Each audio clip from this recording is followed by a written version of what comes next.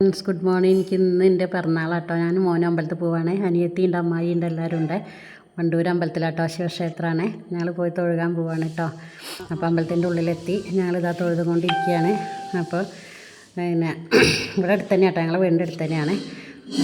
അപ്പം നല്ല തിരക്കൊന്നുമില്ല കേട്ടോ. അന്ന് ഞങ്ങൾ പോയി. അപ്പോൾ അമ്മായി വന്നു കേട്ടോ. അമ്മായി ഞാനും കൂടെ ഉള്ളിൽ കയറി തൊഴുതു. അനിയത്തി ഉണ്ടായിരുന്നേ. അപ്പോൾ തൊഴുത് കഴിഞ്ഞു കേട്ടോ.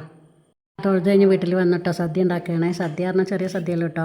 അതിൽ ഉച്ചയായ ചോറുണ്ണാൻ നിൽക്കുകയാണ്. മൂപ്പരാട്ടോ ചോറൊക്കെ വിളമ്പി തന്നെ. അപ്പം ചോറൊക്കെ ഉരുട്ടിയിട്ട് ഒരു ഉരുള ഞാൻ തരട്ടെ എന്ന് പറഞ്ഞിട്ട് മൂപ്പര് വായ തരാണ് കേട്ടോ.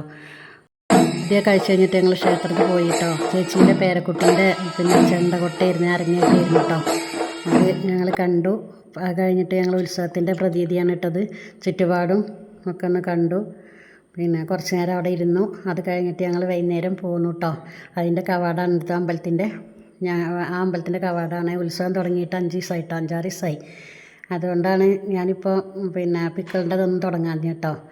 അപ്പോൾ ഇനി ഞാൻ വരും, അടുത്ത് ആയിട്ട് പിക്കളിൻ്റെത് വരുന്നു അടുത്ത ആഴ്ച കേട്ടോ. അപ്പോൾ ഓക്കെ ബൈ. കൂട്ടുകാരോടും ഗുഡ് നൈറ്റ്. വീണ്ടും കാണാം. Okay bye, good night.